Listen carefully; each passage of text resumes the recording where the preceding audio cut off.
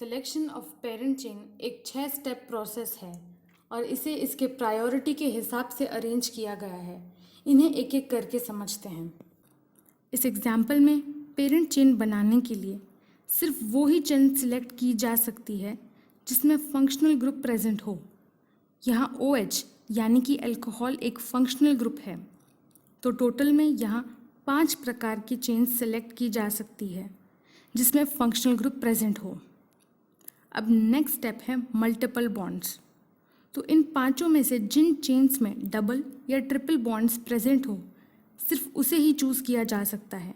इसीलिए इन तीनों चेन्स को सिलेक्ट किया जाएगा क्योंकि इन तीनों में डबल बॉन्ड्स प्रेजेंट हैं। इसके बाद थर्ड स्टेप है लॉन्गेस्ट चेन। तो इन तीनों में से सिर्फ उसी चेन को सिलेक्ट किया जा सकता है जो कि लॉन्गेस्ट हो। तो फाइनली इन दोनों चेन्स को सिलेक्ट कर लिया गया है क्योंकि ये चेन 6 कार्बन एटम से बनी हुई है, जबकि ये चेन्स सिर्फ 5 कार्बन एटम से बनी हुई है। फोर्थ स्टेप है मैक्सिमम नंबर ऑफ सब्स्टिट्यूएंट्स। तो इन दोनों चेन्स में से इस चेन में 3 सब्स्टिट्यूएंट ग्रुप्स हैं, जबकि इसमें 4 सब्स्टिट्यूएंट ग्रुप्स हैं। इसीलिए फाइनली इस चेन को सिलेक्ट कर लिया गया है एज पेरेंट चेन। नेक्स्ट है लोवेस्ट सेट ऑफ लोकेंड्स। तो इसमें selection of lowest set of locants के रूल्स अप्लाई करने पड़ेंगे जो 3 स्टेप के थे, जिसमें सबसे ज़्यादा प्रायोरिटी फंक्शनल ग्रुप को दी गई थी, उसके बाद मल्टीपल बॉन्ड्स को और लास्ट में सब्स्टिट्यूएंट्स को। इस मॉलिक्यूल में फंक्शनल ग्रुप है OH, तो नंबरिंग भी वहीं से स्टार्ट होगी। इसीलिए यहाँ पे सेट ऑफ लोकेंट मिल रहा है 1 2 3 4। तो यहाँ पे पेरेंट चेन की नंबरिंग का ये तरीका है। अब सपोज एक ऐसा मॉलिक्यूल हो जिसमें राइट टू लेफ्ट नंबरिंग करने पर लोवेस्ट सेट ऑफ लोकेंट्स मिल रहा हो 3 4 और लेफ्ट टू राइट नंबरिंग करने पर भी लोकेंट्स मिल रहे हो 3 4। तो ऐसे में 6 स्टेप यानी कि अल्फ़ाबेटिकल ऑर्डर का स्टेप यूज़ करना पड़ेगा। इसमें सब्स्टिट्यूएंट्स को अल्फ़ाबेटिकल ऑर्डर में अरेंज करना पड़ेगा। जैसे कि इस मॉलिक्यूल में इथाइल का E पहले आ रहा है और मिथाइल का M बाद में आ रहा है। इथाइल को छोटा नंबर देना पड़ेगा और मिथाइल को बड़ा नंबर देना पड़ेगा। अगर इस डायरेक्शन से नंबरिंग की जाए तो इथाइल को नंबर मिल रहा है 3 और मिथाइल को 4, यानी कि इस पेरेंट चेन का नंबरिंग करने का तरीका ये हुआ। तो इस मॉलिक्यूल का नाम हुआ 3 इथाइल 4 मिथाइल हेक्सेन। तो सिलेक्शन ऑफ पेरेंट चेन के रूल्स को रिवाइज करते हैं, जहाँ पर सबसे ज़्यादा प्रायोरिटी फंक्शनल ग्रुप को दी गई है, उससे कम अनसैचुरेशन को, उससे कम लॉन्गेस्ट चेन को, उससे कम सब्स्टिट्यूएंट्स को, फिर लोकेंट्स और लास्ट में अल्फ़ाबेटिकल ऑर्डर। अब लास्ट है सिलेक्शन ऑफ फंक्शनल ग्रुप। तो ये हमने जाना था कि जिस तरह से हर एक ट्रेन के पास एक ही इंजन होता है, वैसे ही हर एक मॉलिक्यूल के पास एक ही फंक्शनल ग्रुप होता है। और इस टेबल में जितने भी मॉलिक्यूल्स प्रेजेंट है वो सभी फंक्शनल ग्रुप्स कहलाते हैं। यानी कि इस एग्जाम्पल में COOH एक फंक्शनल ग्रुप है, दैट इज कार्बोक्सिलिक एसिड। तो ये हाईलाइटेड रीजन हुआ इस मॉलिक्यूल का पेरेंट चेन। ध्यान रहे कि कार्बोक्सिलिक एसिड का कार्बन भी इस पेरेंट चेन का हिस्सा है। इस पेरेंट चेन में 5 कार्बन एटम्स हुए और 5 कार्बन एटम्स के लिए वर्ड रूट होता है पेंट। अब टेबल देखें तो COOH में जब COOH का कार्बन पेरेंट चेन का हिस्सा हो तब वहाँ ओइक एसिड सफिक्स यूज़ किया जाता है।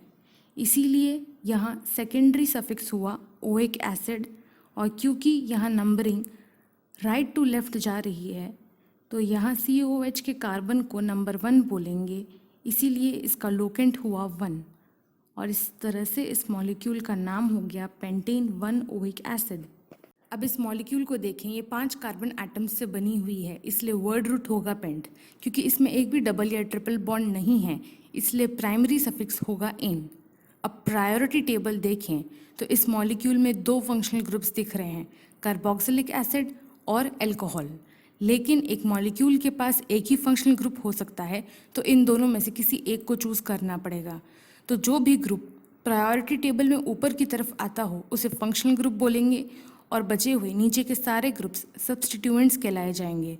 तो इस मॉलिक्यूल में कार्बोक्सिलिक एसिड ऊपर की तरफ है, इसीलिए कहलाएगा फंक्शनल ग्रुप और अल्कोहल यहाँ बन जाएगा सब्स्टिट्यूएंट। तो अब आते हैं सेकेंडरी सफिक्स की तरफ। प्रायोरिटी टेबल के हिसाब से कार्बोक्सिलिक एसिड के दो तरह के सफिक्स होते हैं। एक जब कार्बन एटम पेरेंट चेन का हिस्सा हो और दूसरा कार्बन एटम पेरेंट चेन का हिस्सा जब नहीं हो। क्योंकि इस मॉलिक्यूल में कार्बोक्सिलिक एसिड का कार्बन पेरेंट चेन का हिस्सा है, इसीलिए यहाँ पर सफिक्स होगा ओइक एसिड। ऐसे ही अल्कोहल का अब सेकेंडरी प्रीफिक्स देखते हैं। तो प्रायोरिटी टेबल के हिसाब से जब अल्कोहल एक सब्स्टिट्यूएंट हो तो उसका प्रीफिक्स होता है हाइड्रोक्सी। अब इसमें नंबरिंग शुरू करते हैं सिलेक्शन ऑफ लोकेंट्स के हिसाब से। तो सबसे ज़्यादा प्रायोरिटी फंक्शनल ग्रुप को दी जाती है, इसीलिए नंबरिंग उस साइड से शुरू होगी जहाँ से कार्बोक्सिलिक एसिड शुरू हो रहा हो। तो इसमें नंबरिंग करने का ये तरीका होता है। तो इस मॉलिक्यूल का नाम हो गया 5-हाइड्रोक्सी पेंटेन 1 ओइक एसिड। अब इस मॉलिक्यूल में देखें, इस मॉलिक्यूल में ये हिस्सा पेरेंट चेन है, ये फंक्शनल ग्रुप है और ये सब्स्टिट्यूएंट है। क्योंकि इस मॉलिक्यूल में दो कार्बन एटम्स की पेरेंट चेन है, इसलिए वर्ड यूज़ करेंगे एथ। क्योंकि पेरेंट चेन सिर्फ सिंगल बॉन्ड से बनी हुई है, इसलिए प्राइमरी सफिक्स होगा इन। इसका सब्स्टिट्यूएंट 6 कार्बन एटम का एक साइक्लिक फॉर्म है, इसीलिए यहाँ पर सेकेंडरी प्रीफिक्स हुआ साइक्लोहेक्साइल। अब बात आती है सेकेंडरी सफिक्स की, जो कि फंक्शनल ग्रुप के लिए होता है। यहाँ पर फंक्शनल ग्रुप है कार्बोक्सिलिक एसिड। इस कार्बोक्सिलिक एसिड का कार्बन एटम इस पेरेंट चेन का हिस्सा है, इसीलिए यहाँ पर सफिक्स यूज करेंगे ओइक एसिड। तो इस मॉलिक्यूल का नाम हुआ साइक्लोहेक्साइल इथेन 1 ओइक एसिड। अब इस नेक्स्ट मॉलिक्यूल को देखें। इस मॉलिक्यूल में ये हिस्सा पेरेंट चेन है और ये फंक्शनल ग्रुप है। ध्यान दें, क्योंकि पेरेंट चेन एक साइक्लिक फॉर्म में है, इसलिए प्राइमरी प्रीफिक्स होगा साइक्लो, वर्ड रूट होगा हेक्स और प्राइमरी सफिक्स होगा इन। अब बात आती है सेकेंडरी सफिक्स की, जो कि फंक्शनल ग्रुप के लिए होता है। यहाँ पर फंक्शनल ग्रुप कार्बोक्सिलिक एसिड है, लेकिन इसमें कार्बोक्सिलिक एसिड का कार्बन पेरेंट चेन का हिस्सा नहीं है, इसीलिए प्रायोरिटी टेबल के हिसाब से यहाँ पर सफिक्स लगेगा कार्बोक्सिलिक एसिड। तो इस मॉलिक्यूल का नाम हुआ साइक्लोहेक्सेन कार्बोक्सिलिक एसिड। तो अब इन दोनों मॉलिक्यूल्स को कंपेयर करें तो भले ही दोनों में सेम फंक्शनल ग्रुप है, लेकिन दोनों के सेकेंडरी सफिक्स अलग अलग हैं। पहले वाले में फंक्शनल ग्रुप का कार्बन एटम पेरेंट चेन का हिस्सा है, इसलिए सफिक्स था ओइक एसिड। और दूसरे वाले में फंक्शनल ग्रुप का कार्बन एटम पेरेंट चेन का हिस्सा नहीं था, इसलिए यूज किया सफिक्स कार्बोक्सिलिक एसिड। अब फंक्शनल ग्रुप की इस प्रायोरिटी टेबल को सीरीज में रटना ज़रूरी है, तो इसके लिए एक छोटा सा नेमोनिक लर्न कर लें, जो इस फंक्शनल ग्रुप की लिस्ट को सीरीज में लर्न करने में मदद करेगा। नेमोनिक है carboxylic, stop answering easy questions actively as cyanide and I already know a lot about it. इसमें हर एक अल्फ़ाबेट हर एक फंक्शनल ग्रुप के लिए डिपेक्ट किया गया है सीरीज में। अब इस पेरेंट चेन को देखें, इस पर एक सब्स्टिट्यूएंट अटैच्ड है। ये सब्स्टिट्यूएंट 3 कार्बन एटम्स का अल्काइल ग्रुप है, जिसका प्रीफिक्स होता है एन प्रोपाइल, यानी कि नॉर्मल प्रोपाइल। अब इन अल्काइल सब्स्टिट्यूएंट्स में कभी कभार कुछ मॉडिफिकेशंस हो जाते हैं, तो इन मॉडिफिकेशंस के बाद ये बन जाते हैं ब्रांच्ड अल्काइल सब्स्टिट्यूएंट्स। जैसे कि इस एग्जाम्पल में इस पेरेंट चेन पर जो सब्स्टिट्यूएंट अटैच्ड है, ये भी 3 कार्बन एटम का अल्काइल ग्रुप है, लेकिन इसका प्रीफिक्स हो जाता है आइसोप्रोपाइल। शुरुआत करते हैं प्रोपाइल सब्स्टिट्यूएंट से, जो कि एक 3 कार्बन एटम का अल्काइल ग्रुप है।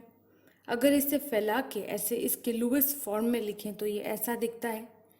इसमें नेमिंग सीखने के लिए इसके कार्बन स्केलेटन की नॉलेज होना ज़रूरी है, इसीलिए कुछ वक्त के लिए इसके बचे हुए हाइड्रोजन एटम्स को इनविजिबल समझ लेते हैं। ऐसा नहीं है कि इसमें हाइड्रोजन एटम है नहीं, बस वो कुछ वक्त के लिए हमने इनविजिबल मान लिया है। तो शुरू करते हैं इनकी नेमिंग सीखना। तो सबसे पहले है प्रोपाइल। जब तीनों कार्बन एटम्स में ब्रांचिंग नहीं होती है तो उसे कहते हैं नॉर्मल प्रोपाइल, यानी कि एन प्रोपाइल। लेकिन जब इसमें ब्रांचिंग हो इस तरह से कि एक कार्बन एटम में से 2 कार्बन एटम निकल रहे हों तो उसे कहते हैं आइसोप्रोपाइल। ये एक मछली की पूंछ जैसी दिखती है। नेक्स्ट इज 4 कार्बन एटम का ब्यूटाइल। जब चारों कार्बन एटम्स के बीच में ब्रांचिंग ना हो तो उसे कहते हैं एन ब्यूटाइल। जब उसमें ब्रांचिंग इस तरह से हो कि last carbon atom 2 carbon atom से जुड़ा हुआ है, इस तरह से कि वो एक मछली की पूंछ की तरह दिखे, तो उसे कहते हैं आइसोब्यूटाइल।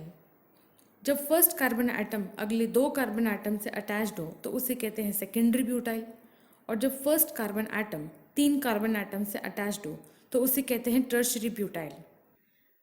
नेक्स्ट है 5 कार्बन एटम का पेंटाइल।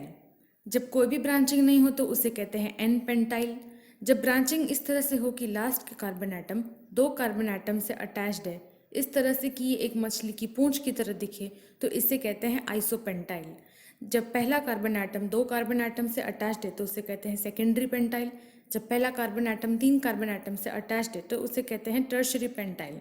और जब ब्रांचिंग इस तरह से हो कि लास्ट का कार्बन एटम 3 कार्बन एटम से जुड़ा हुआ है, इस तरह से कि इस बार इसमें 2 मछली की पूंछें दिखे, तो उसे कहते हैं नियोपेंटाइल। ऐसे ही 6 कार्बन एटम का हेक्साइल जिसमें ब्रांचिंग ना हो तो उसे कहते हैं एन हेक्साइल। अगर ब्रांचिंग इस तरह से हो कि लास्ट का कार्बन एटम 2 कार्बन एटम से जुड़ा हो तो उसे कहेंगे आइसोहेक्साइल। पहला कार्बन एटम 2 कार्बन एटम से अटैच्ड है तो ये हुआ सेकेंडरी हेक्साइल।